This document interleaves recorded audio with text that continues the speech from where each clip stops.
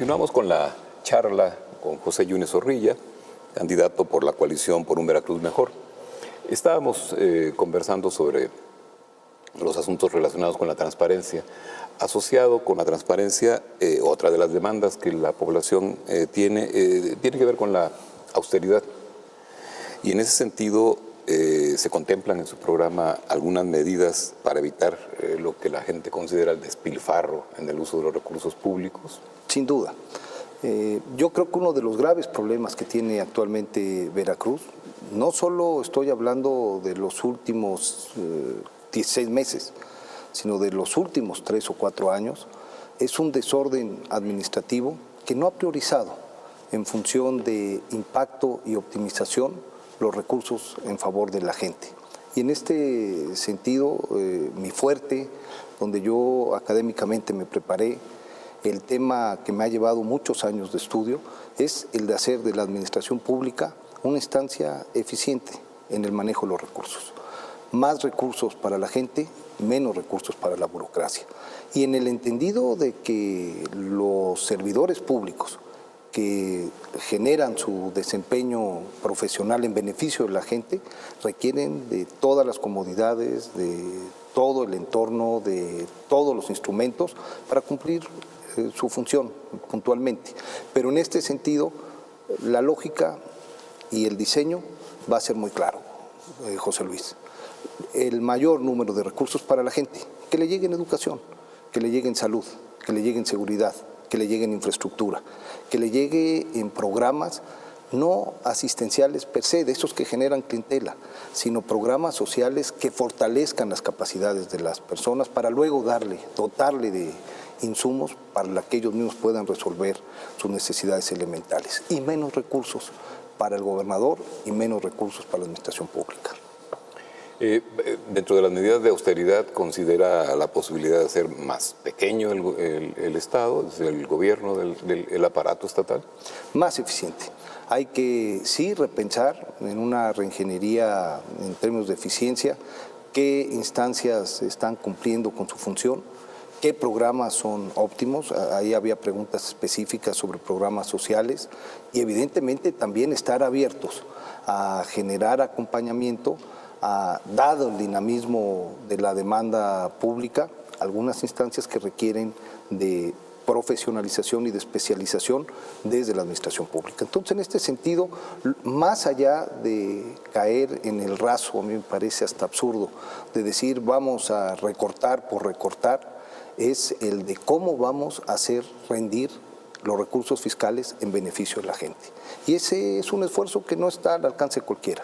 Se requiere de muchos años de estudio, se requiere de conocer muchas experiencias para tener con claridad hacia dónde se quiere orientar el esfuerzo.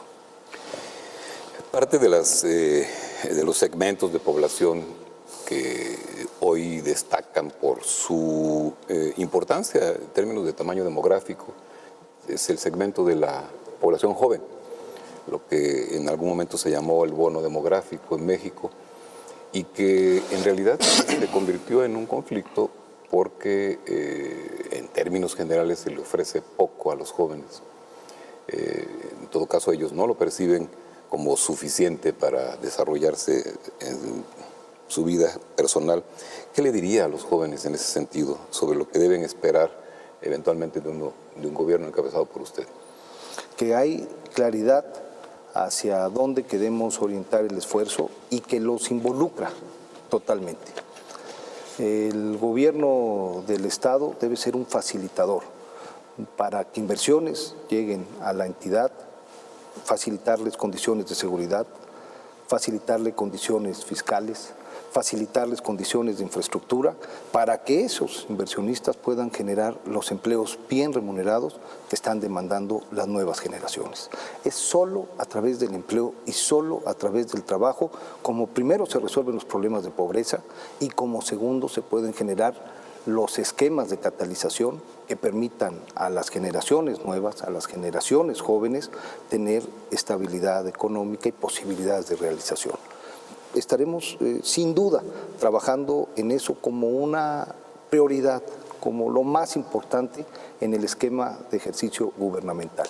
Y mientras tanto hay que definir políticas que le permitan a los jóvenes cumplir con su acceso, por ejemplo, a la universidad, a los demás esquemas de educación superior, que los jóvenes puedan sentir un ambiente de seguridad que les permita soslayarse en el deporte, en la cultura, en el arte, sin ningún tipo de zozobra, generar condiciones para que su espíritu emprendedor pueda tener acompañamiento institucional con recursos y toda esa creatividad y toda esa imaginación pueda estar redundando en posibilidades de innovación, tanto empresarial como pública, en beneficio de toda la sociedad. Es decir, los jóvenes son el protagonista, serán el protagonista del próximo gobierno. Jóvenes, hablamos de jóvenes en zona urbana, jóvenes en condiciones urbanas de marginación, jóvenes en zonas rurales, jóvenes en condiciones indígenas, jóvenes mujeres, jóvenes hombres, jóvenes formando parte de minorías. Hablar de jóvenes a veces es una categoría demasiado general.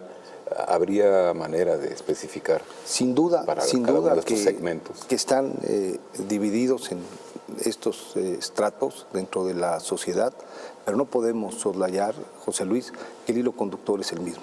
Los jóvenes quieren oportunidades de estudio, de formación, para posteriormente tener una mejor oportunidad laboral que le permita tener una mejor remuneración y a través de la cual poder resolver sus problemas íntimos, sus problemas elementales.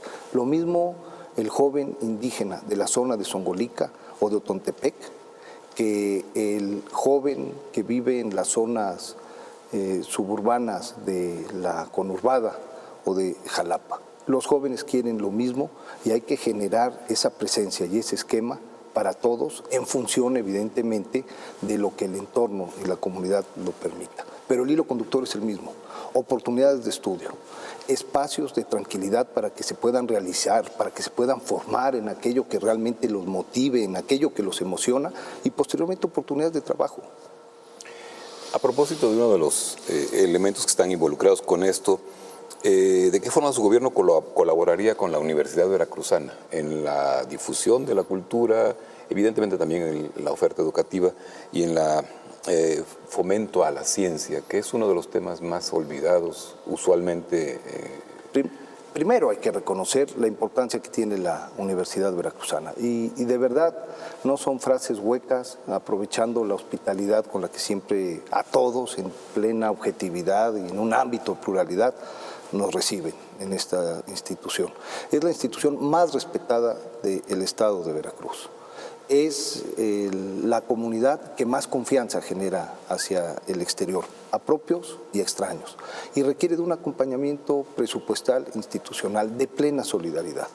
A mí en lo personal no me costará ningún trabajo, José Luis, porque forma parte de mi convicción y porque en la medida de las posibilidades hemos tratado de ser consistentes con esta declaración, en cualquier momento y en cualquier instancia, y lo seguiremos haciendo, pero tenemos desde el gobierno del Estado, respetando la autonomía de la universidad, que es uno de los valores elementales que la explican, generar que cumpla con los principios que tanto la Constitución General de la República como la Constitución local le señala, que es la de cumplir con la docencia, que es la de cumplir con la investigación y que es con la de cumplir con la difusión de la cultura. Quien haya leído la Constitución sabe la importancia de estos tres esquemas en las universidades públicas del país. Yo quisiera insistir un poco sobre el asunto de la ciencia. No es un tema pegador, para utilizar una palabra de uso común, en las campañas. Sin embargo, me parece uno de los factores que diferencian a una sociedad con capacidad de desarrollo a futuro y otra que se queda esperando a ver a qué horas. ¿Qué hacer con este asunto de la ciencia? Teniendo a una universidad como la Veracruzana, pero con un gobierno que probablemente no le ha entrado en cualquier parte del país. Difícilmente vemos gobiernos entrándole a la promoción de la ciencia. Que necesitan gobiernos que tengan la claridad de las bondades de invertir en ciencia y tecnología. Si la sociedad contrata con su voto gobiernos demagógicos, gobiernos que van a la coyuntura, gobiernos que van a hacer lo que la gente quiere escuchar, sin tomar precaución y providencia de aquellos temas que representan futuro, pues evidentemente será muy difícil que se puedan consolidar estos temas. Si por el contrario la sociedad con su participación contrata gobiernos que a lo largo de la trayectoria y con hechos concretos han dejado su solidaridad con este tema, pues evidentemente deben esperar que habrá apoyo y acompañamiento a la ciencia y la tecnología. Sin ciencia y tecnología no hay innovación. Sin ciencia y tecnología e innovación no hay patentes. No hay posibilidades de generar a través de la creatividad, crecimiento económico, posibilidades de mejora, sino es a través de este talento. Hay que fomentarlo a través de las universidades públicas, hay que fomentarlo a través de inversiones específicas. Como diputado federal, por eso decía que hay que averiguar las trayectorias, fui de quienes votaron por asegurarle en el presupuesto un punto porcentual del Producto Interno Bruto a la ciencia y a la tecnología de este país. Plenamente convencido, además como integrante de la Comisión de Ciencia y Tecnología en la Cámara de Diputados. La oferta educativa para los estudiantes o aspirantes a la educación superior. Es un gran tema. Y es un tema que tiene que ver, y aquí lo digo con claridad, con los méritos y con los talentos. Pero la oferta tiene que diversificarse. Tendrá que estar en la Universidad Veracruzana quien tenga los méritos para ser universitario y quiera ser universitario y esté consciente de la gran responsabilidad social que le conlleva ser universitario. Y para quien cumpla con esto, tenemos que ampliar la matrícula y tenemos que acompañarlo desde donde podamos en pleno respeto a la autonomía y a las decisiones que tome la universidad. Para quienes no quieran ser universitarios y quieran formarse en estudios superiores a través de escuelas técnicas, a través de tecnológicas, generar esa oferta de mejor forma y de mejor manera, pero en el sentido y en el acompañamiento de que en el ámbito universitario, como en el ámbito tecnológico, y si me apura José Luis, en cualquier ámbito, tiene que ser el mérito el que vaya generando destino. Y eso es buena parte del conjunto de transformaciones que desde el Senado empujamos. Tratar de que fuese el mérito, no el privilegio, no el compadrazgo, no la inercia, no el dinero, el que pudiese estar abriendo espacios en muchos sectores de la economía, en muchos sectores laborales y en muchos sectores de la educación.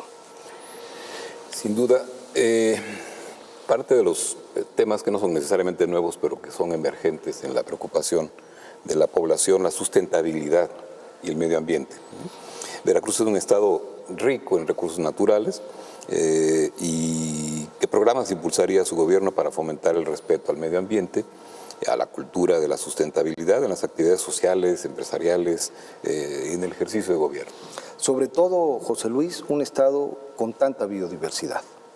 Mira, yo tengo claridad en que se tiene que generar un diseño ambiental en el tema hídrico en función de sus cuencas y generar las distintas cuencas que tenemos para generarles todo un acompañamiento que evite la polución, que evite la erosión y que permita desde el manantial hasta la desembocadura generar todo un programa de manejo en beneficio de las comunidades, evidentemente, pero particularmente de nuestro entorno y de nuestro ambiente. Se requiere también revisar mucho, por ejemplo, para ciudades como Jalapa, los esquemas de movilidad, que son altamente contaminantes. Se requieren esquemas de mejora en el transporte público y también de medios de transporte alternativos, como estamos viendo ya suceden en muchas partes del mundo y en muchas ciudades del país. Esquemas de transporte alternativos, como puede ser la bicicleta, por decir algo, que además de que puede estar evitando problemas de salud pública, está siendo sumamente amigable en temas de ambiente y de ecología. Una política que permita recuperar nuestras zonas diversas, como pueden ser los bosques de niebla, como pueden ser las selvas de los Tuxtlas, en beneficio de nuestras comunidades. Es decir, Veracruz no puede pensarse sin un plan de manejo ambiental de presente, pero pensando en el porvenir. Y en términos de la actividad empresarial, que tiene algún impacto sobre el medio ambiente, ¿cómo controlarlo? Hay una especie de impuesto piguviano que es el que va generando incentivos a través de políticas fiscales. Y esto quiere decir, por ejemplo, que para las comunidades de la parte alta, para situarnos en esta zona, del Cofre Perote, que tienen que convivir todos los días entre manantiales, que tienen que cuidar el bosque para que esos manantiales no se sequen, y que los últimos beneficiarios de esos manantiales son los usuarios del agua en las ciudades, que ni saben dónde están los manantiales y poca relación directa tienen con los bosques. A través de estos impuestos pigunianos se genera una relación para que el derecho del agua que se paga en cada domicilio pueda en un porcentaje estar generando una repercusión económica que motive el cuidado de esos bosques, el cuidado de esos manantiales y de manera directa beneficie en empleo temporal o en tareas específicas a los habitantes de esas comunidades. Eso para el caso de comunidades beneficiarias con quienes están en el entorno. Pero en la misma mecánica y en la misma lógica se puede utilizar con las actividades empresariales. Hay, como usted sabe, como quienes nos escuchan saben, bonos ambientales que implican que pueda haber algún tipo de compensación económica por las emulsiones de carbono que puedan estar superando lo que se les pudiese reconocer como factible a cualquier empresa en materia de contaminación, y eso genera algún tipo de retorno que genera condiciones de mejora ambiental y ecológica. Lo que no podemos perder es una cultura ecológica y un equilibrio ambiental. Bien, dentro de todo esto funcionan de una manera central los medios de comunicación. ¿Qué importancia le da a los medios de comunicación, particularmente su papel en estos procesos electorales? En los procesos electorales es fundamental. Terminan siendo la correa de transmisión entre la oferta política y los receptores, que al final del día son los ciudadanos. Deben cumplir con la función social de información. Yo aquí celebro este esfuerzo de voto informado por parte de la Universidad Veracruzana. Compromete, da elementos, contribuye a que el ciudadano pueda contar con mejores instrumentos al momento de tomar decisiones. Pero de manera puntual, los medios de comunicación son una parte sustancial en la normalidad democrática. Hay que velar por su integridad, hay que hacer propio su derecho a expresarse y buscar siempre condiciones de no limitar bajo ninguna circunstancia su manifestación y su expresión. Para informarse, los medios que utiliza, ¿qué nivel de credibilidad le asigna usted a la radio, a la prensa escrita, a la televisión, a los portales, e incluso a las redes sociales? Yo me quedaría, José Luis, con que cumplen con una importante función y me da pauta a marcar el grave error en el que incurrimos con generalizar. Dentro de los medios de comunicación hay medios que tienen agenda propia y que no necesariamente implica el de difundir información y buscar ser intermediarios entre quien hace la noticia y quien recibe la noticia, sino que tienen una agenda particular de posicionamiento en favor de un partido, en favor de un empresario, en favor de un gobierno, y al fin del día es válido. Y la propia sociedad, al momento de interactuar con las distintas ofertas mediáticas, discriminan entre quién juega qué rol y qué juega qué rol. Lo mismo pasa con los políticos. El sitio común es generalizar en que si eres político, eres corrupto.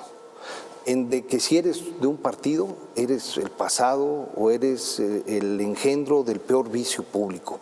Y este tipo de estereotipos realmente van sesgando la posibilidad de tomar decisiones relevantes, importantes, en perjuicio de la misma sociedad. Entonces, en este tema en donde existen malas experiencias, buenas experiencias, lo más correcto, yo por eso vuelvo a destacar el esfuerzo que se hace en Veracruz a través de la universidad por promover un voto informado, es el que no la gente vote por estereotipos o por generalidades o por estados de ánimo o por modas, sino que haga un esfuerzo de reflexión y vea qué es lo que más le conviene. Veracruz ha sido señalado por organizaciones nacionales e internacionales como uno de los estados más inseguros para ejercer la actividad periodística. ¿Qué haría su gobierno para dar mayor certeza y garantía a los periodistas de manera que puedan realizar su labor con libertad, con seguridad? Tendremos como prioridad generar condiciones de seguridad para todos los sectores de la sociedad en Veracruz. Y tendremos especial cuidado para que una profesión que implica riesgo y que hoy es de alto riesgo inconcebiblemente, pueda tener garantías, sin duda. Y en este sentido me parece que el camino correcto es el de no distinguir entre uno y otro, es el de reconocer que los medios de comunicación ciertamente están expuestos a intereses que lastiman, que pueden generar reacción y protegerlos de ese tipo de reacciones, como tenemos la obligación de brindar condiciones de seguridad para todas las demás profesiones. El grave problema, de verdad, José Luis, es que se ha hecho fácil cualquier acto, por más vil que sea. Realizar ese acto ya forma parte de ningún tipo de tiento, ningún tipo de pudor, ningún tipo de cuidado. Se les hace fácil matar a alguien por cualquier tipo de circunstancia, porque escribió una nota o porque me vio feo. Lo que tenemos que recobrar aquí, más allá del esfuerzo que hacen las instituciones en los valores, más allá por regenerar el tejido social que implica oportunidades de empleo, programas sociales, tareas de inclusión, lo que se requiere es hacer valer la ley, que en Veracruz no haya impunidad, que si el problema está en quien tiene el monopolio de la averiguación previa, como puede ser el Ministerio Público, pues se fortalezca esa institución. Que si el problema está en los jueces, se fortalezcan esas instituciones.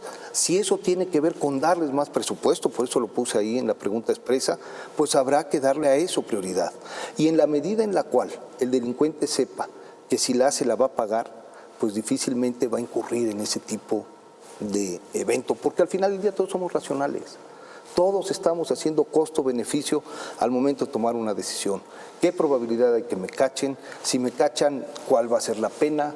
Si la probabilidad de que me cachen es del 1%, pues tengo 99% de hacerlo, aunque la pena sea muy grande.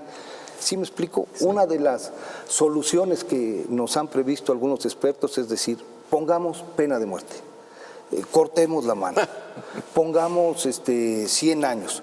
Pues si el problema está en la probabilidad de que te cachen, lo que tenemos que hacer más grande es que la probabilidad de que te agarren cuando hagas un ilícito sea grande y entonces sí vas a ver la pena.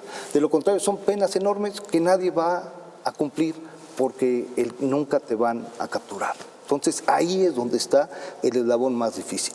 Sí, José Luis, todas las profesiones, pero una de alto riesgo, como es la de los periodistas, requiere de un acompañamiento institucional específico y a partir de la próxima administración lo tendrán. En pleno respeto a su libertad, en pleno reconocimiento a lo que contribuyen democráticamente en el estado de Veracruz y a que sin libertad de prensa y prensa valiente y prensa segura, simple y llanamente algo no funciona entre las variables que explican la normalidad democrática.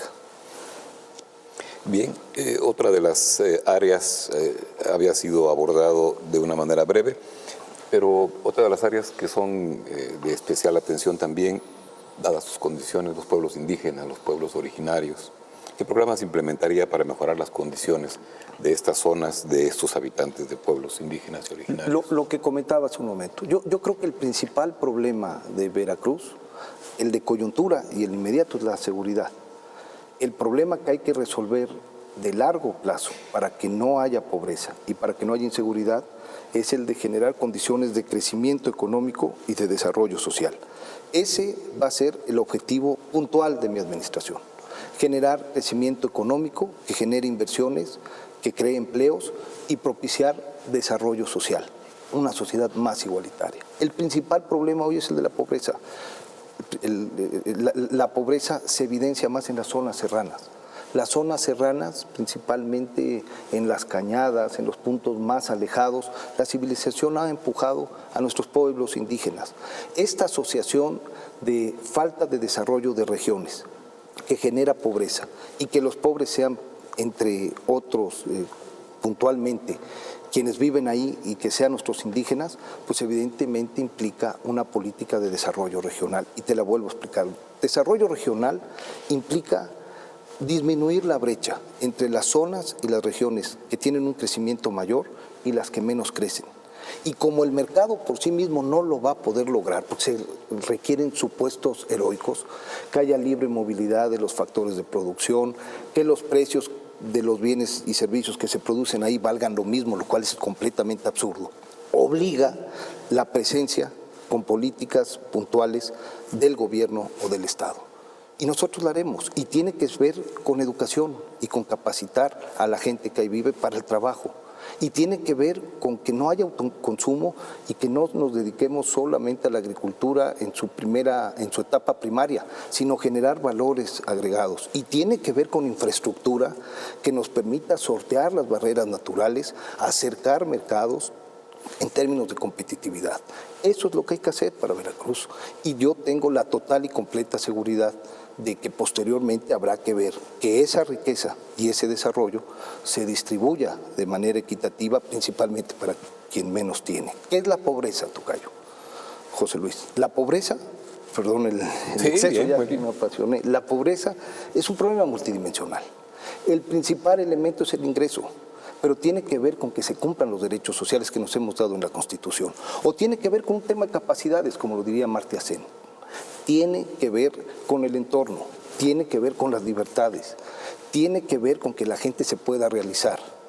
No solo es un tema de ingreso, es lo que principalmente lo explica, pero tiene que ver con que la gente pueda cumplir con sus libertades elementales, tiene que ver con que pueda acceder a sus servicios públicos elementales, tiene que ver con que la persona pueda realizarse en función de las oportunidades económicas y sociales, y el Estado es el que tiene que generar ese entorno para que el individuo pueda vivir con dignidad, pueda mejorar su entorno. Ese es el gran desafío de Veracruz, y eso es lo que a mí me apasiona de Veracruz, y eso es lo que explica que yo esté contendiendo hoy en Veracruz. Y es posible. ¿Habría que protegerlos también? Habría que protegerlos. ¿O da igual? Fue un debate, José Luis, que a mí me tocó acompañar, y ustedes lo recordarán, en la 58 legislatura.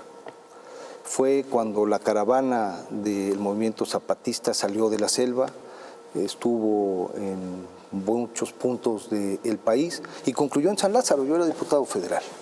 Y ahí se modifica el artículo primero constitucional, en donde expresamente, además yo fui promotor de ello, se evita cualquier tipo de discriminación, y el artículo 2 constitucional completo se genera para darle un marco legal a los pueblos originales. Y el gran debate era si sus usos y costumbres eran tolerables en un marco de legalidad. Es decir, si sus usos y costumbres implicaban que podrían vender a una mujer, si sus usos y costumbres implicaba que pudiesen tener dominio completo del agua. Ese tipo de debate, que fue muy rico, se subsanó. Sí había que dar una libre determinación, que era una de las banderas del zapatismo en ese momento, y además que queda consagrada en la Constitución, pero evidentemente sin transgredir las garantías y los derechos humanos que estaban formalmente constituidos en la Constitución. Y me parece que a partir de ese precepto, a partir de ese artículo, se logra esa armonización. Pleno reconocimiento a las comunidades indígenas, que son las que descienden de los pueblos originales antes de la conquista, y al mismo tiempo que tienen que estar sujetas a ciertas disposiciones elementales de lucha política, de equidad, de garantías, de derechos que consagra para todos los mexicanos en la Constitución. Entonces, es un gran tema. Una de las reformas que se establecieron recientemente, la reforma energética, y que estableció cambios importantes en lo referente a la administración de los recursos naturales, particularmente en el estado de Veracruz, diría yo, particularmente el petróleo, ¿no? ¿Cuál es su opinión respecto a esta reforma y los efectos que tiene sobre el estado? La reforma energética me parece que abre posibilidades de desarrollo para el país, y abre oportunidades de desarrollo específicas para Veracruz. Gracias a la reforma energética, Veracruz está llamado a ser la capital energética del país. Va a ser el elemento que genere crecimiento económico a través de inversiones. Y evidentemente debe estar sujeta a equilibrio ecológico, a respeto ambiental y en este sentido a generar toda una armonía en convivencia. Pero resuelve un grave problema que a lo largo de mucho tiempo padecimos como país. Y es que el arreglo fiscal que involucraba una paraestatal, que era Petróleos Mexicanos, hoy una empresa productiva social del Estado, ya no es paraestatal, ya es una empresa productiva como el Estado y tiene que manejarse como una unidad de negocio, implicaba un sometimiento fiscal a las necesidades del país en función de su gasto. Entonces, se quitaban recursos a Pemex para financiar educación o para financiar carreteras, en perjuicio de que Pemex pudiese con esos recursos crecer, modernizarse. Y en ese ánimo dejamos como costo-oportunidad de atender muchos temas. Uno de los grandes temas, por ejemplo, es el de los ductos. Petróleos Mexicanos, el recurso que tenía, lo utilizaba para lo que él era como negocio más rentable, que era extraer barriles de $100 por unidad. Y en lugar de sacar gas, que le costaba el kilo $1 y era muy barato, muy mal negocio, pero el país, el aparato industrial, lo que genera empleo, necesita gas, no necesita petróleo. Y nosotros no podíamos generar las inversiones necesarias para al mismo tiempo sacar petróleo y al mismo tiempo sacar gas y al mismo tiempo reconfigurar las refinerías y al mismo tiempo invertir en ductos, y eso significó un atraso que se ve pues evidentemente en temas de los altos precios de los energéticos en el país. La reforma energética, hoy bandera política que exacerba, que manipula estados de ánimos, es para el mediano y largo plazo las posibilidades de desarrollo de este país. Lo va a hacer competitivo, lo va a hacer productivo, y Veracruz, antes que cualquier otra entidad, va a ser beneficiario de esa reforma. Hay un tema asociado con el Estado de Veracruz que generación tras generación hemos visto pasar todas las consideraciones acerca de su importancia y ninguna de las soluciones que nos acerquen a la realidad de esta área, de otros lugares del país, el turismo. ¿Qué se propondría para esta área, para el desarrollo que Veracruz tiene como potencial? Es una pregunta muy interesante, José Luis. Primero porque ciertamente es una ventaja comparativa para Veracruz. Y como gobierno se requiere generar, fomentar las actividades de turismo, con infraestructura carretera para que puedan llegar los turistas, con seguridad para que haya incentivos de que los turistas puedan llegar, y con capacitación. Por eso comentaba los temas de desarrollo, para que haya veracruzanos especializados en las tareas turísticas, de cocina, de atención y de todos los derivados que esto conlleva. Es una ventaja comparativa, pero sí es un muy buen ejemplo de lo que en esa materia, y por ejemplo en materia de agricultura, le ha pasado para mal a Veracruz. Y es que el diseño de los presupuestos de egresos han beneficiado a otros polos de desarrollo turístico o a otros polos de desarrollo agrícola en detrimento de Veracruz. Los recursos siempre escasos, federales, que se utilizan para turismo, o llegan a Quintana Roo o llegan a Acapulco. Es más, el tianguis turístico ahí tiene como sede inamovible. Los recursos en infraestructura hidráulica y en fomento a la agricultura o llegan a la parte sur de Sonora o llegan a Sinaloa. Y a lo largo de mucho tiempo se fueron generando estas asimetrías en perjuicio de estados tan importantes y con tanta potencialidad como es el estado de Veracruz. Como gobernador de la República hay que exigirle a la Federación que se canalicen recursos para poder promover estas actividades. Agradecemos muchísimo la confianza, su presencia, a José Yunes Zorrilla. Gracias a ustedes también por su atención.